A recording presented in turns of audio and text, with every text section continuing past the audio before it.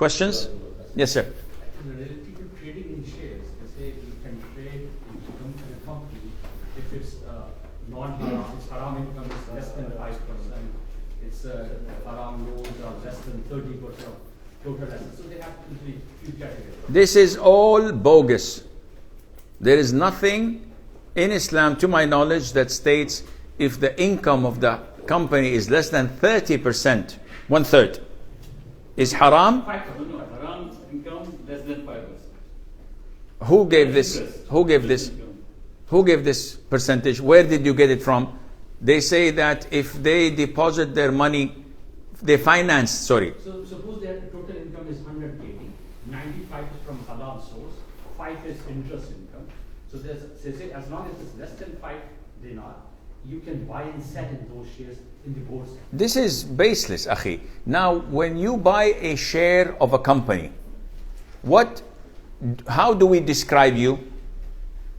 Like Aramco is such an oil company. How do I describe you when you buy a share in a company? You are a shareholder, one of the owner.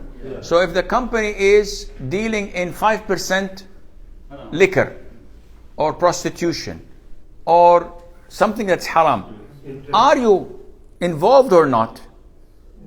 In front of Allah. Don't ask me about selling and buying or, okay, Shaykh, I'll take 5% of my profit and give it sadaqah. They do cleaning. It's cleaning, you use Clorox. But with this, you cannot clean it. You are a partner. And anything of it, one dust particle of it, you will be punished on the Day of Judgment. Aramco now they list as, they have billions of deposits, and all the deposits they don't put in Islamic banks, they put in convention. So 1%, 0.5% of the income is from interest income. Okay. So can't you buy and sell Aramco? You can, but what will your answer be on the Day of Judgment when you stand in front of Allah asking you to justify buying 0.1% haram? So, no, I'm with you, to be honest. I'm at your side. Khalas. Why do you want to put me in jail, akhi? I want to argue with them with your source. So because this is widely these days, Islamic in Kuwait, all Arab countries.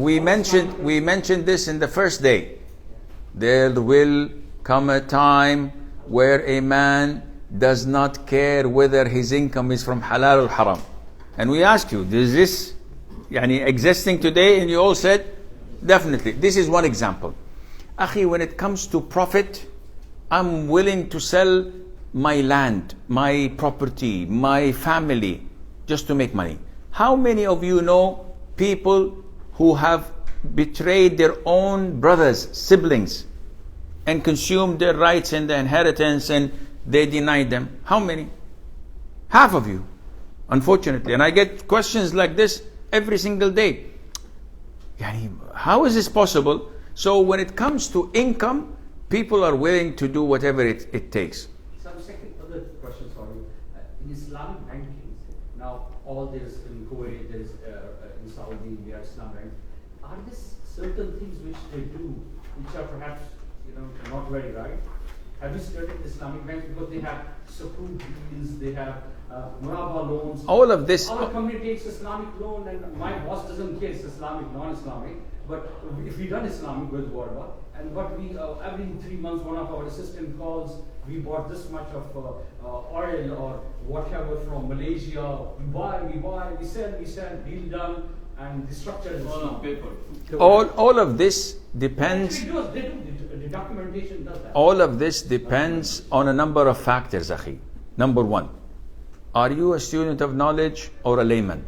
Number two, does your bank or your financial institution have a Sharia board that is trustworthy, that is having hands-on, or just a consultant that comes and says, yeah, good, go. Who's implementing it? You. Who's supervising you? Nobody. No, this doesn't work. No, Islamic banks, they have Sharia boards. They have Sharia boards that do not govern the work. They give fatwa. Who's implementing the fatwa? You. And the likes of you. Each transaction, to be honest, transaction. What about bank? Because when we do a deal, This is why I'm telling you the conditions. There are Islamic banks that have a Sharia board that just give the fatwa. How you interpret the fatwa is none of my business. I get the bonus at the end of the year. And there are Sharia board that have authority or a business unit in the same bank that overlooks and audits. So they go to each branch, show me your transactions of this week. They say this is not according to Islam. They cancel it. They have power. And this is found in Al-Rajhi in Saudi. I don't know here. We have it in Rajhi, we have it in Al-Bilad, we have it in Inma. They have these departments. The other Islamic banks, fatwas. so Raji is fine. you say. Inshallah, but nobody's fine and above the law. Everybody has a price.